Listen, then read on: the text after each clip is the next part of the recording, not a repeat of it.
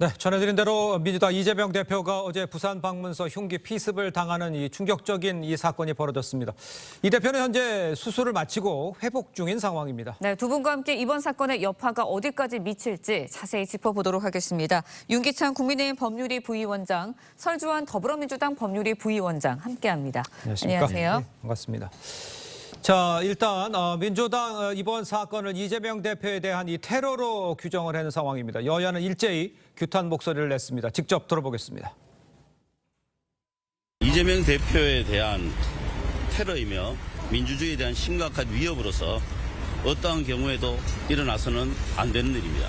한 점 의혹 없이 철저히 그리고 신속하게 수사하기를 바랍니다. 절대로 있어서는 안 되는 일이 생긴 거고요. 이재명 대표님의 빠른 회복을 진심으로 기원합니다. 수사당국은 책임 있는 사람에게 무거운 책임을 물어야 한다고 생각합니다. 자, 일단 절대 있어서는 안 된 일이 벌어진 상황이고요. 먼저 현재 이 대표 상황부터 다시 한번 전해드리면 서울대병원에서 옮겨졌고 이제 혈관 재건 수술을 받고 회복 중인 것으로 지금 전해지고 있습니다. 근데 문제는 이제 새 벽두부터 이제 많은 분들이 놀랐고 총선이 99일 남은 상황에서 제1야당 대표의 이런 테러피스 있어서는 안 될 일. 일단 어떻게 생각을 하십니까? 글쎄요, 저는 뭐 뉴스에 단순 피습 이렇게 나와서 예. 구타를 당했나 하고 그것도 큰 우려죠. 그렇습니다. 근데 이제 올라온 영상을 보니까 그보다 더 심각한. 예. 그리고 본인 스스로가 살인의 고의가 있었다라고 진술한 걸로 미뤄볼 때 네네. 이거는 분풀이 피습이라기보다는 제거잖아요. 살인의 의도라는 게 제거한다는 데 목적이 있다는 거기 때문에 더욱 심각하다. 그러니까 대의민주주의를 실현하는 그 정당의 대표를 제거한다. 예. 이거는 사실은 그 근간을 흔드는 거거든요. 또 범행 동기를 철저히 수사를 해야 되는 것이고 재발 방지를 위해서 어떻게 전 사회가 노력을 해야 되겠죠. 이게 뭐 정당만 노력해서 수사기관만 노력해서 경찰만 노력해서 될 일은 아닌 것 같고 네. 전 국민이 이번에 한번 어떻게 해야지만 이런 일이 다시는 일어나지 않을까 하고 고민을 좀 해야 될 것 같아요. 일회성으로 끝쳐서는 안 될 것 같습니다. 알겠습니다. 네, 정치권뿐만 아니라 민주당의 분위기도 참 참담할 것 같은데 오늘 긴급 의원총회를 열 예정이라고요. 네, 어제 사고 직후에는 굉장히 동요가 있었었죠. 그렇겠죠. 어떤 어떤 무엇이 진심인지 그리고 어떤 범인의 의도가 무엇인지를 네. 파악하려고 노력을 했습니다. 일단 예. 다행히 어떤 이재명 대표의 생명에는 지장이 없다라는 소식과 그다음에 병원에 이송이 돼서 치료를 받았다는 얘기를 듣고 당은 조금 동요를 가라앉히고 있는 상황이고요. 오늘 긴급 의총을 통해서 어찌 보면 지금 당 대표가 부재 중인 상황에서 어떻게 총선 대비를 할 것인지 특히나 뭐 공관위 구성이라든지 이런 부분에 산적해 있기 때문에 그러네요. 이런 부분에 대해서 집행부가 대안 체제로 어떻게 갈 것인가를 아마 논의하지 않을까 싶습니다. 알겠습니다. 네. 아까 윤 부위원장도 언급을 해줬습니다만 진짜 잊지 말아야 되고 앞으로도 절대 있어서는 안 된 상황이라는 얘기를 하니까 좀 저희가 그 상황을 좀 되돌아볼게요. 피습 당시 상황을 좀 살펴보면요. 이 피의자 김 씨, 내가 이재명이라는 이 파란 종이 왕관을 머리에 쓰고 있고 또 지지자처럼 보였어요. 그러니까 아까 말씀하신 대로 이거 완전히 의도되고 아까 살인의 목적을 분명히 가지고 준비했다 이렇게 봐야 되는 상황이잖아요. 그렇죠. 이게 우발적이라고 보기는 어려워요. 예. 뭐 일단 본인의 이게 상황을 가리고 있었다는 거고요. 하나는 예. 지지자인 척했다는 거죠. 지지자인지 모르겠지만 어쨌든 그런 척하고 있었다는 거고. 예. 또 하나는 이제 언론 보도에 따르면 뭐 관련 범행에 쓰인 흉기 구입이 인터넷으로 구입을 했다는 거죠. 그러니까요. 거의 다 이건 들통나는 상황이기 때문에 들통나도 상관이 없다라는 취지인 것이고요. 그다음에 이제 이 대표의 동선을 따라다닌 것들이 확인되고 있다는 겁니다. 그러니까 범행의 기회를 노렸다는 거죠. 네. 그러니까 이건 우발적이라기보다는 상당히 치밀히 계획된 범죄다. 범행의 동기가 뭔지 모르겠지만 그래서 이 부분이 과연 앞으로 이 선거에 임하는 정당의 대표라든지 후보자들의 신변을 어떻게 보호할지 이런 문제를 떠나서 예. 과연 이런 일이 왜 일어났는지에 대해서 좀 따져봐야 되는데 문제는 뭐냐면 이 범행과 관련돼서 정치 문화를 탓하는 것도 저는 문제가 있다고 봐요. 물론 그거는 이제 국민들끼리 의논할 대상인데 예. 언론 등에서 또 정치권에서 정치 문화를 탓하게 되면요. 범행한 사람을 정당화시켜줘요. 그리고 유사 범행을 또 부추길 수 있습니다. 그러니까 정치권에 당신들 이런 정치 문화가 문제야라고 하게 되면 그 정치 문화를 단죄하는 식의 뭔가 이런 자유투사 이미지를 보여주거든요. 그래서 저는 범행 동기와 관련돼서 지금 언론에 나오는 여러 가지 문제점들을 뭐 혐오의 정치, 물론 그런 것도 없어져야죠. 그런데 그렇죠. 혐오의 정치를 단죄하는 것이 정당화 될 수는 없는 것이거든요. 그래서 이런 분석 자체가 또 다른 유사 범죄를 부추기거나 또는 범죄자에 대해서 범행을 정당화하는 이런 또 분위기가 될까 봐 그것도 좀 우려스럽습니다. 그러네요. 네, 일단 피의자 김 씨는 범행 동기에 대해서는 입을 다물고 있는 상황입니다. 뭐 검찰과 경찰 특별수사팀 구성을 했는데 앞으로 수사가 어떻게 이루어져야지 될까요? 일단은 최대한 신속하게 진행이 돼야 될 것 같습니다. 뭐 기존의 어떤 구속 기간, 좀 아마 지금 이제 구속영장 청구가 이루어질 예. 것 같긴 한데 구속된 이후에도 저는 신속하게 이것을 처리를 하고. 또 어떤 브리핑을 통 공식적인 브리핑을 통해서 범행 동기라든지 그다음에 어떤 수법에 대한 내용 그다음에 범죄자에 대해서 이분에 대해서 어떤 주변 수사라든지 이런 걸 통해서 정확한 범행 동기가 밝혀져야지만 억측이 차단될 수 있거든요. 그러니까 예. 지금 정치권에서 정치적인 억측 그다음에 이것을 해석을 통한 어떤 정치적 이득을 노리는 사람들에게 이런 차단하기 위해서라도 빠른 수사가 답이라고 봅니다. 알겠습니다. 네. 일어나지 말아야 될 일이었고요. 빠른 수사를 해서 이제 명명백백하게 밝혀내야겠죠. 자, 일단 이제 저희가 이제 두 분 모셨으니까 일단 99일밖에 안 남았잖아요.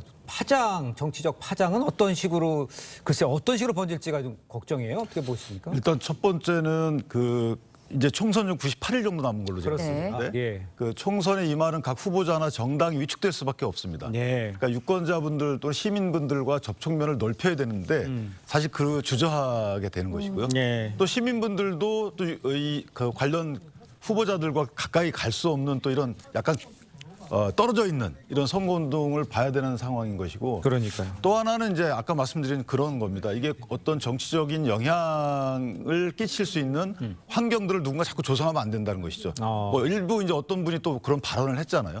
그런 발언은 사실은 큰일 나는 발언인 것이고 예. 따라서 이것을 억측을 막기 위해서는 이제 수사가 빨리 진행돼야 되는 것이고 네. 여기에 관련된 발언을 일단 하지 말아야 돼요. 그러니까 일반 범죄로 일단 먼저 보고 그다음에 대상이 정당 당수기 때문에 예. 더 크게 다뤄야 되지만 기본적인 범죄 수사에 대해서는 일반 범죄를 보고 수사를 해야 됩니다. 그리고 국민들도 일반 범죄를 보고 거기에 대해서 의견을 밝혀야 되는 것이지 이게 뭐 특정 정당의 대표자이기 네. 때문에 여러 가지 다른 범행 동기나 뭐 범행 배후 이런 것들과 관련된 억측이 있는 말들을 해서는 안 된다. 그렇게 되면 이번 범행의 모방 범죄가 또 일어나요. 네. 그래서 그런 부분은 각자 좀 조심했으면 좋겠다라는 생각을 합니다. 알겠습니다. 네, 총선이 100일도 채 남지 않은 상황입니다. 총선 정국에 미칠 파장에 대한 우려들이 나오고 있는데 민주당으로서도 굉장히 우려가 될 수밖에 없을 것 같아요. 그렇죠. 일단은 뭐 당을 이끌고 총선을 지휘해야 될 당대표가 어떤 이런 테러로 인해서 부재한다는 자체가 영향을 미칠 수밖에 없고요. 예. 그다음에 저는 지금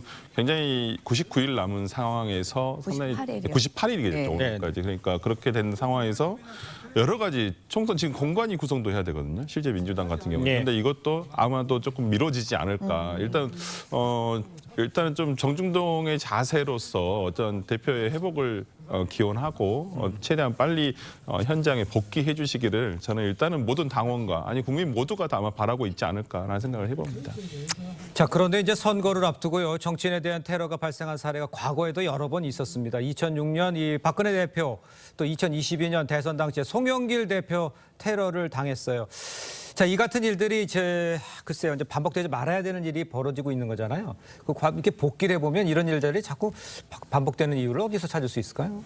일단 뭐 범행을 한 사람들의 문제가 일단 있는 것이고요. 네네. 두 번째는 그러니까 대상이 정치인이 된다는 것은 그 정치인이 사회의 대표성을 갖고 있기 때문에 그 대상을 삼는 것 같아요. 예. 그러니까 예를 들면 사회에 불만이 있다 그러면 사회 전체에 대해서 뭐 여러 가지 묻지마 범죄도 많이 일어나고 하지만 예. 또는 이제 그 사회를 대표하는 정치인 또는 그 사회를 만들었다고 또 오해받는 정치인들이 범행의 대상이 되는 게 아닌가라는 생각이 들고 그만큼 이제 쉽게 표적이 될 수 있다는 겁니다. 네네. 그래서 문화가 대단히 중요한데 마치 이런 모든 잘못들이 정치 잘못이다라고 하게 되면 오히려 쉽게 정치인을 대상으로 범행이 반복될 수 있는 여지가 있는 것이죠. 그다음 박근혜 전 대통령의 경우는 당시에는 이제 지모 씨라고 이분이 본인의 수감 생활이 굉장히 길었는데 네. 거기에 대한 불만으로 범행을 했다고 밝혀져 있는 것이고 송영길 당시 대표의 경우에는 뭐 정책과 관련된 것이었어요. 본인의 종전선언을 주장을 하는데 송영길 대표가 종전선언을 좀 반대하는 취지의 얘기를 하니까 거기에 대해서 했던 것이죠. 이번은 이제 범행 동기가 밝혀져야 되는데 제가 거듭 말씀드리지만 이번의 경우는 약간 더 다른 것이 지난번 때는 살인미수 혐의가 적용되지 않았어요. 살인의 고의가 있다고 보여지지 않았거든요. 지난번에 근데 어떤 거 말씀하시는 거예요? 송영길 전 네. 대표나 맞습니다. 박근혜 예, 전 예, 대표의 예. 경우도 그러나 지금은 본인 스스로가 아마 살인의 고의가 있었던 것으로 예. 경찰에 진술한 걸로 보여서 더욱더 심각한 거죠. 예. 네. 리퍼트 대사 같은 경우에 살인 미수가 적용이 됐죠. 맞는 네, 맞습니다. 예, 알겠습니다. 예. 네.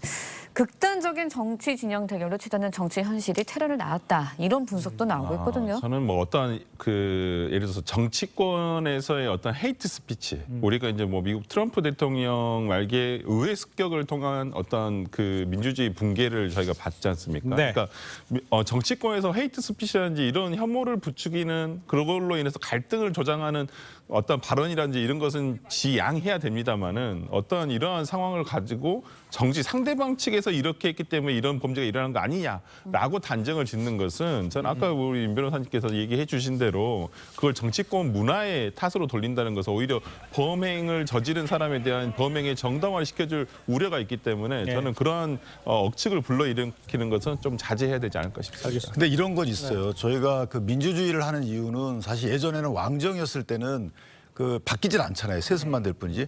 그러니까 국민들이 볼 때 뭔가 이게 바뀌었으면 좋겠다라고 할 때 혁명을 했거든요. 네. 근데 지금은 이제 민주주의이기 때문에 선거를 통해서 자꾸 바꿔가는 입장이죠. 잘못하면 바꾸고 하는데 예. 이게 타협의 정치가 좀 아쉬운 거죠.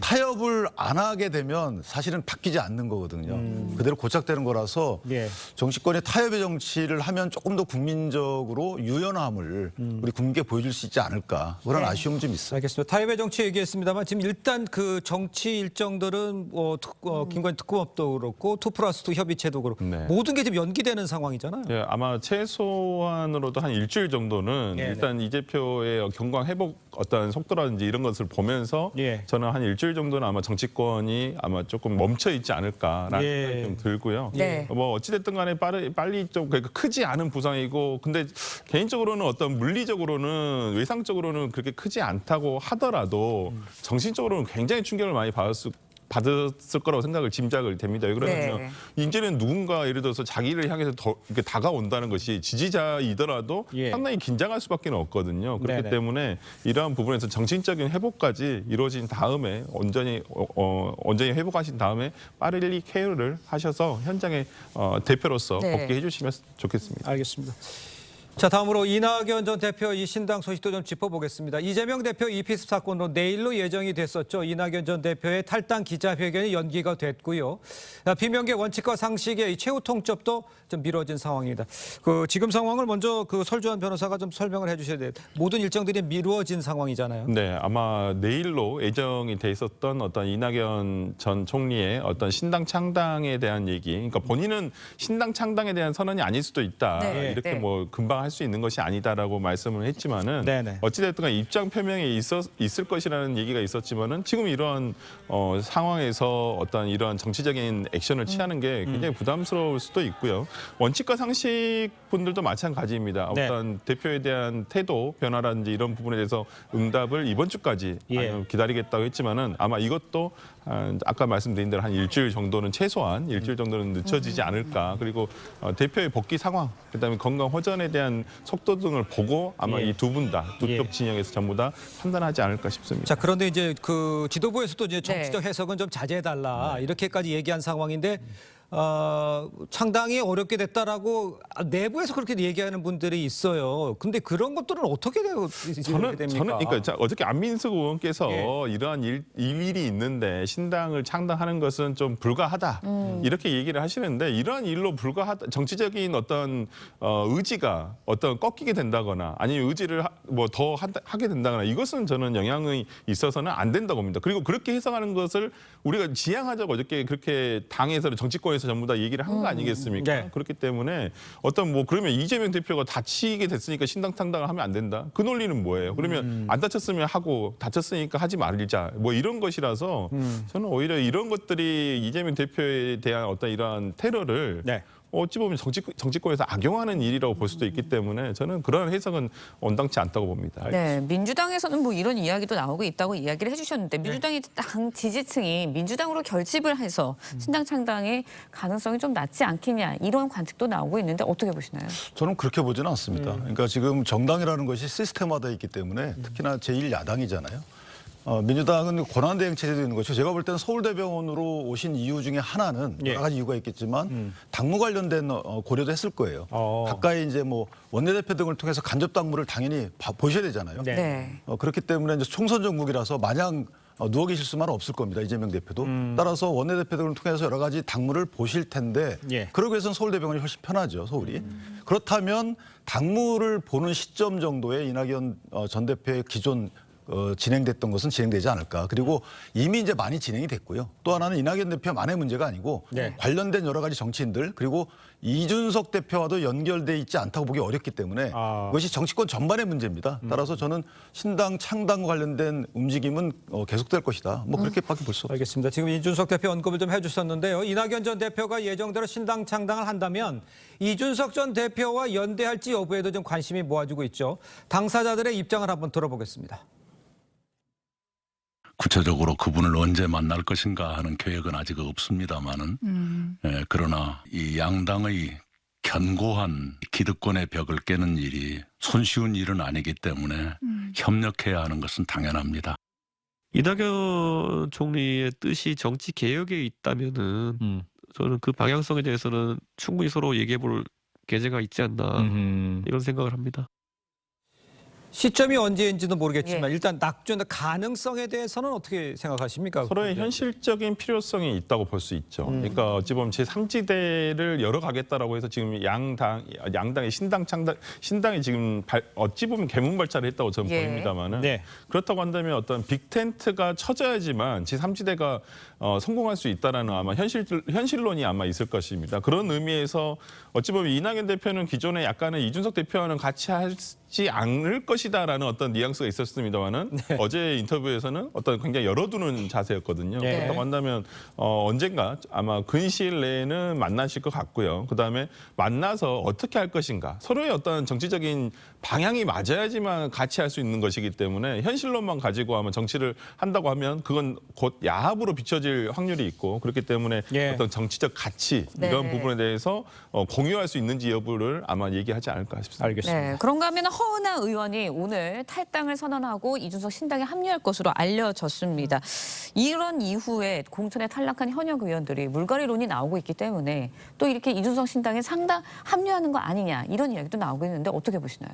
그러니까 일단 이준석 신당의 노선을 좀 보고 판단하겠죠. 예를 들면 본인들이 이제 정치를 다시 시작하려 그러면 이준석 신당의 노선이 먼저 분명해져야 됩니다. 예. 지금 말씀하신 것처럼 이준석 신당은 약간의 노선 변경이 있는 것 같아요. 지난번에 했던 것처럼 본인들은 수권 정당으로 가지 않겠다라고 분명히 밝혔었는데도 불구하고 예. 이낙연 전 대표의 경우에도 약간의 노선 변경이 있어서 예전에 바른미래당인가 바른당 정당의 그 경험을 했던 이준석 전 대표 입장에서 보면 제3당. 호남의 지지세를 등에 업고 민주당의 지지세를 등에 업고 뭔가 정당 활동을 하려는 모습으로 보인다. 예. 그중에 하나가 천하람 전 현 위원장이 호남에서 출마를 할 건데 이준석 신당으로 갔단 말이죠. 그렇죠. 그거는 네. 호남에 뭔가 그 지지세가 더해지는 액션이 취해질 것을 예상하고 갔을 것이다라는 생각이 들어서 예. 개인적으로 경북과 대구, 그다음 수도권만 창당을 먼저 하겠다는 거잖아요. 예. 지구당을. 호남은 없었어요. 이준석 대표 얘기할 때. 차차 하겠다고 얘기를 했지만 뭔가 보완적인 뭔가 액션을 예상하고 그런 계획을 밝힌 게 아닌가 싶어서 저는 개인적으로 이준석 전 대표와 이낙연 전 대표는 연대할 가능성이 보다 커졌다. 그렇게 생각합니다. 알겠습니다. 자, 이재명 대표의 비습 사건에 야당도 이 당혹스럽게 마찬가지죠. 어제 이 대전과 대구를 찾은 한동훈 비대위원장 일부 일정을 취소하기도 했었습니다. 한 비대위원장 어제 모습 영상으로 먼저 보겠습니다.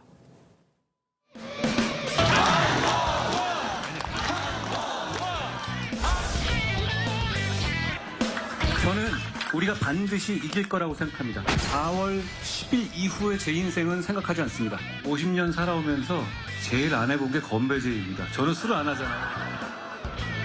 그런데 오늘은 하겠습니다. 대전, 충남, 세종. 승리합시다! 반갑습니다.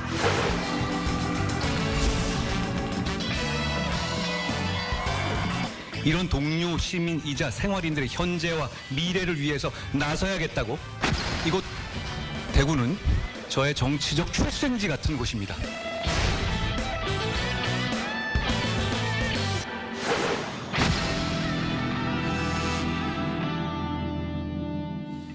자, 한 비대위원장 이 지방 행보 지금 뭐 수많은 인파가 몰리는 상황이죠. 이 과거 이 40대 남성이 한 위원장의 이 자택 앞에 점화형 토치들을 두고 간 일도 있었습니다. 그러니까 아까 이제 이재명 대표 얘기를 쭉 하다 보니까 어이구 저 장면들 보면 한 비대위원장도 좀 경호를 좀 탄탄히 해야 되는 거 아니냐. 근데 당내에서 그런 것도 좀 고민을 좀 하고 있습니까? 그러니까 아마 한 위원장 입장에서는 좀 두려움이 있을 거예요. 그렇겠죠. 이게, 물론 이제 뭐 시민들을 다 믿고 있지만 네네. 저런 일이 실제 벌어지고는 하기 때문에 다만 공권력에 의한 경우는 사실 아직까지는 이제 선거 운동이 본격화될 때부터 있거든요. 그렇죠. 예.